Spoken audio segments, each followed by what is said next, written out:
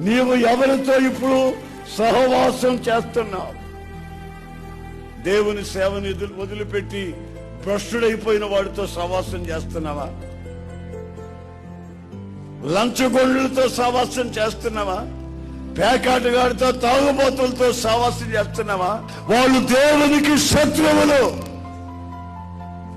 వాళ్ళతో నీకు బంధం ఎక్కడిది? స్నేహం ఎక్కడిది?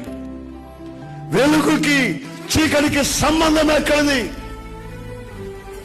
అన్యులకి దేవుని బిడ్డలకి పొత్తు ఎక్కడిది?